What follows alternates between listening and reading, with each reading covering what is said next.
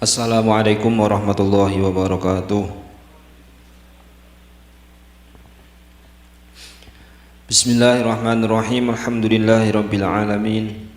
Wassalatu wassalamu ala asyrafil anbiya'i wal mursalin sayyidina wa maulana Muhammadin wa ala alihi wa ashabihi ajma'in. Wala hawla wala quwata illa billahil aliyyil azim. Subhanaka la ilma lana illa ma 'allamtana innaka antal alimul hakim. Rabbi shrah li sadri wa yassir li amri wahlul 'uqdatam min lisani yafqahu qawli. Allahumma faqihna fid din wa 'allimna ta'wil. Amma ba'du. Ma'asyiral muslimin hadratal muhtaram, bapak-bapak jamaah salat maghrib dan jamaah taklim yang mudah-mudahan senantiasa dirahmati Allah Subhanahu wa taala.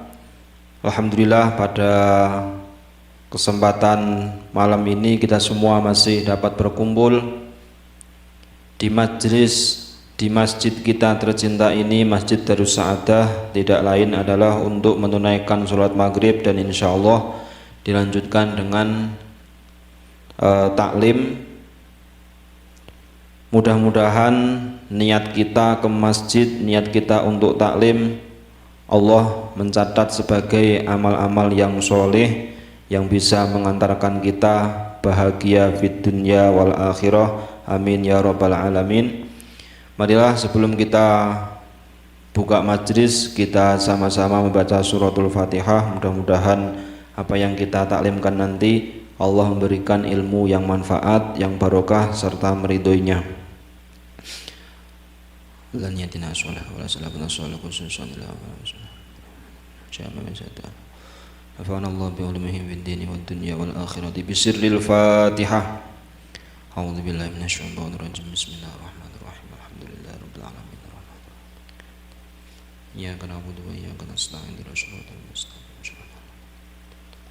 Ghairil maghdubi 'alaihim waladdallin. Bismillahirrahmanirrahim. Qala al-mu'allifu rahimahullah wa nafa'ana bihi wa bi ulumihi wa a'ada alaina min barakatihi amin ya rabbal alamin. Qala Allah ta'ala fil Qur'anil Karim. Bismillahirrahmanirrahim. Subhanalladzi khalaqal azwaja kullaha mimma tumbitul ardu wa min anfusihim wa mimma la ya'lamun. Al-ayah. Meneruskan taklim kita kitab tafsir surah Yasin pada ayat Subhanalladzi khalaqal azwaja kullaha mimma tumbitul ardu wa min anfusihim wa mimma la ya'lamun. Bahwa Allah menciptakan di dunia ini seluruhnya itu berpasang-pasangan. Mimma tumbitul ardu wa min anfusihim wa mimma la ya'lamun. Begitu juga semuanya yang tumbuh dari bumi maupun yang tidak, Allah itu juga menciptakannya. Wa mimma la ya'lamun, dan termasuk hal-hal yang tidak kita ketahui, apapun itu Allah menciptakan. Secara akal sehat kita, secara kasat mata kita, kita tidak pernah melihatnya.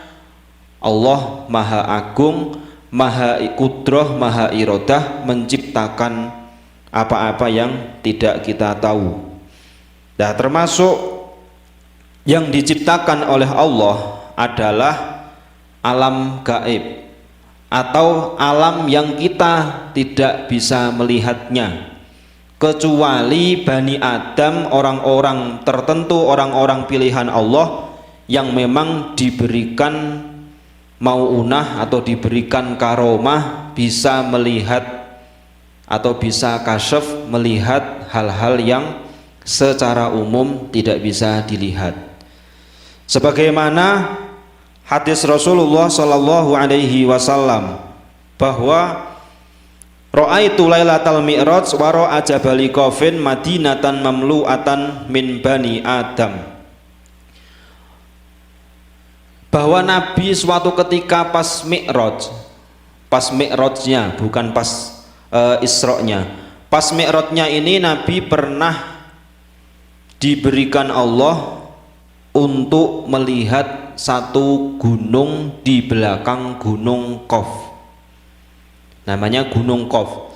Terus gunung yang ada di belakangnya Gunung Qaf itu apa? Gunung namanya tidak ada namanya. Jadi Nabi di sini hanya melihat satu kota, dan kota itu juga bentuknya gunung, letaknya di belakang Gunung Qaf.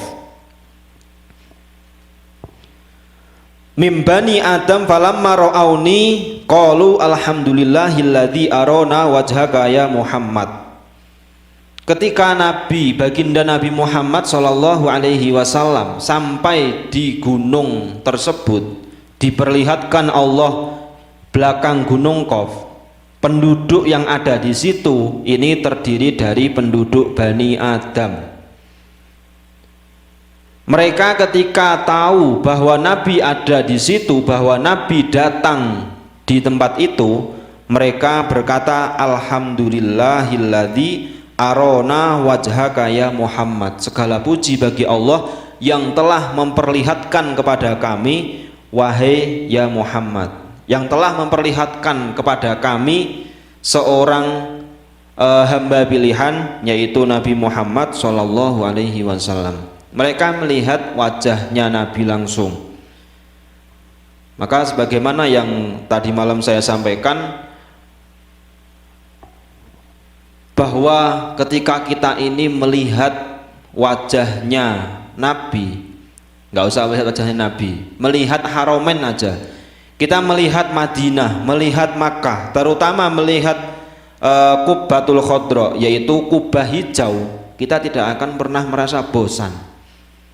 Bahkan orang yang baru sekali melihat itu pasti pengen melihat lagi. Kita menyebut nama Muhammad, kita menyebut nama Allah, kita menyebut atau melafadzkan ayat-ayat Al-Quran, kita tidak akan pernah bosan. Tapi kalau misalkan saya nyebut Mas Tisna, pasti bosan, Pak. Tapi kalau kita nyebut nama Allah, nggak akan pernah bosan. Setiap hari kita menyebut nama Allah, setiap sholat kita nyebut nama Allah. Allahu Akbar, Bismillahirrahmanirrahim, Sami Allahu liman hamidah, Assalamualaikum warahmatullah. Kita nggak pernah bilang bosan saya sholat, nggak pernah. Nah, itulah bahwa sebagaimana Nabi Dawud ketika berdialog dengan Allah, bahwa rizki, nikmat yang paling besar, paling agung di alam raya ini adalah lahirnya Nabi Muhammad Shallallahu Alaihi Wasallam. Itu nikmat paling besar. Maka penduduk Bani Adam yang ada di belakang, yang ada di kota belakang Gunung Qaf, mereka ini semua bersyukur, bergembira ketika kedatangan Nabi Muhammad. Fa'amanu bi wa 'allamtuhum ahkamas syariah wa ba'da dzalika sa'altu anhum. Awalnya mereka itu tidak beriman kepada Nabi. Penduduk di belakang penduduk kota tersebut tidak beriman kepada Nabi. Sekali melihat wajah Nabi, seketika itu mereka beriman. Seketika itu mereka beriman. Maka ada satu cerita. Nanti bisa dilihat ada di beberapa kitab, khususnya yang kitab kayak Hilyatul Aulia itu ada cerita begini kurang lebih. Syekh Abu Yazid Al-Bustami. Abu Yazid Al-Bustami itu nama aslinya adalah Toifur. Tapi karena beliau ini di daerah Bistom, maka beliau dijuluki sebagai Al-Bustami. Nama aslinya adalah Toifur. Toifur artinya itu melompat. Jenengan kalau punya anak Toifur, dijenamakan Toifur gak apa-apa, artinya itu melompat. Suatu ketika Abu Yazid Al-Bustami ini pernah kasyaf, minta untuk ditunjukkan Allah orang yang sepadan dengan Abu Yazid Al-Bustami dalam hal ibadahnya. Ya Allah, tunjukkan kepada saya orang yang level derajatnya, level makomnya ini setara dengan saya. ditunjukkan oleh Allah orang yang suka tidur. Itu temanmu. Dia protes, masa saya ini setara dengan dia yang tidur-tidur aja. Suatu ketika dalam alam nyata, itu kan waktu itu Allah berdialog kepada Syekh Abu Yazid ini dalam hal kasyaf, di luar alam nyata kayak sekarang. Nah, di alam nyata, entah keesokan harinya, orang yang tadi tidur dalam mimpi ini datang kepada Abu Yazid. Benarkah kamu ini setara dengan saya makommu? Ya. Apa tugasmu? Saya ini ditugasi oleh Allah untuk untuk mendakwahi orang-orang yang tidak mau iman. Saat itu level yang selevel sama Abu Yazid ini, dia ikut dalam gerombolan pemabuk-pemabuk. Tapi Syekh Abu Yazid bilang, loh, kamu ini kan kumpul sama para pemabuk-pemabuk. Masa orang pemabuk setara dengan saya levelnya? Maka dia bilang, saya ini memang benar ikut dalam hal kelompoknya, ikut dalam kelompok pemabuk-pemabuk, tapi yang saya bawa adalah air putih, bukan anggur merah. Nah, terus apa pencapaianmu? Saya telah mentaubatkan setengah dari gerombolan itu. Sekarang dia sudah mau masuk ke masjid. Setengah itu tugasmu wahai Yazid. Nah, terus apa tugas saya? Tugasmu adalah bikin mereka sadar. Abu Yazid langsung berdoa kepada Allah. Ya Allah, kalau emang saya ini walimu, maka jadikanlah orang itu ketika melihat saya langsung taubat. Nah, setelah berdoa begitu, ngomong kepada orang yang setara tadi, ya sudah, setengah itu suruh ke sini. Kalau sampai lihat wajah saya kok tidak taubat, saya tak pindah level dari kamu. Artinya level saya ini lebih rendah dari kamu. Seketika diundang, wahai umatku, ke sini. Baru lihat wajahnya Abu Yazid Al-Bustami, langsung seketika syahadat dan iman kepada Allah. Maka panjenengan ketika menginginkan sesuatu, coba sekali-kali, tapi kalau bisa jangan. Ya Allah, kalau memang engkau ini cinta dengan saya, maka kasihlah saya misalkan. Sekali-kali ngancem, Pak.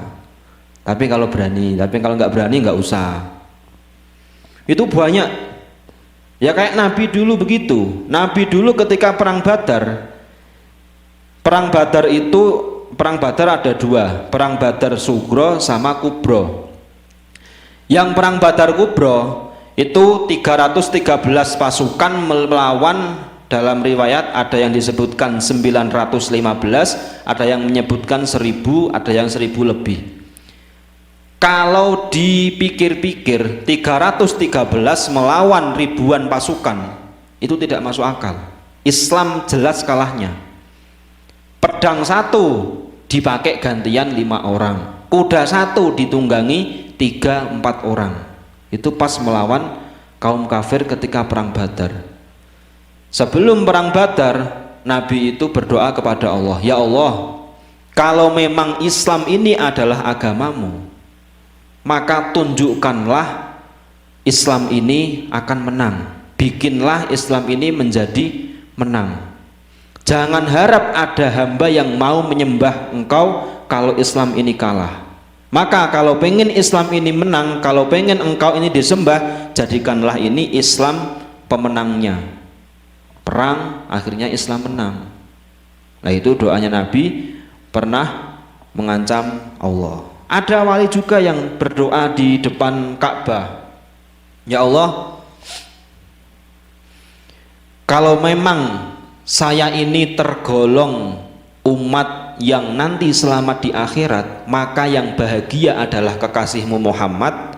Tapi kalau engkau nanti di akhirat kok menyiksa saya, maka yang bahagia adalah setan, yang susah adalah kekasihmu Muhammad. Terserah engkau mau ngapain saya ya Allah. Kalau emang engkau mau menyiksa saya, berarti engkau ini bikin kekasihmu menjadi sedih. Tapi kalau engkau menjadikan saya bahagia berarti engkau bikin bahagia kekasihmu.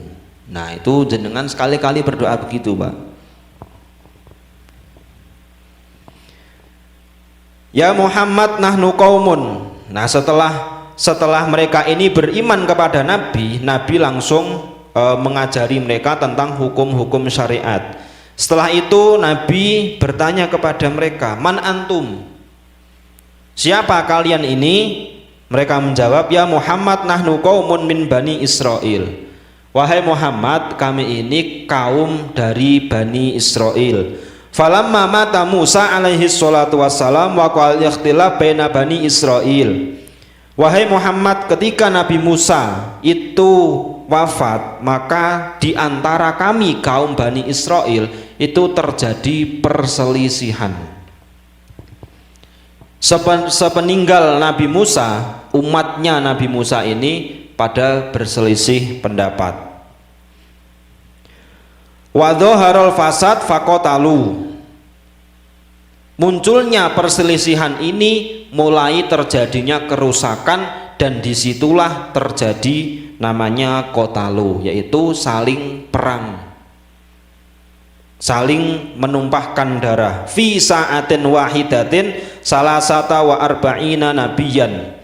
Dalam waktu yang sangat singkat itu ada nabi 43 yang wafat.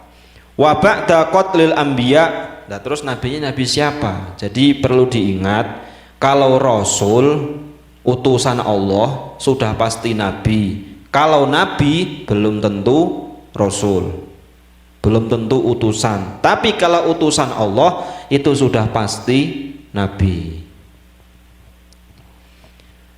Jumlahnya nabi, jumlahnya rasul itu berapa?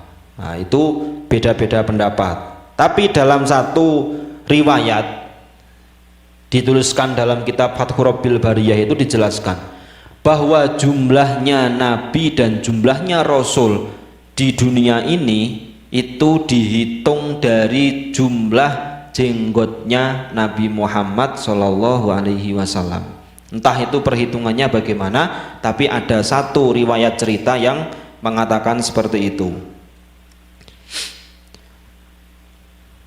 Wa ba'da qatlil anbiya dhahara mi'ata rajulin abidin zahidin.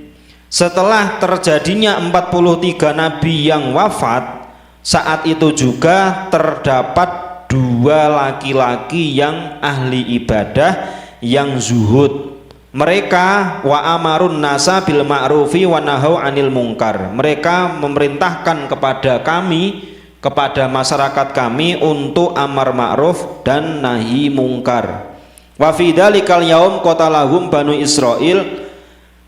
Setelah itu Bani Israel membunuh juga 2 orang yang abid, yang zahid, yang ahli ibadah, yang ahli zuhud.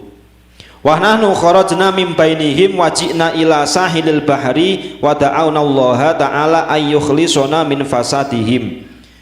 Dari kejadian itu kami akhirnya keluar dari kelompok orang yang sukanya ini membunuh para nabi. Kami keluar di tepi laut dan kami berdoa kepada Allah agar memberikan keselamatan kepada kami.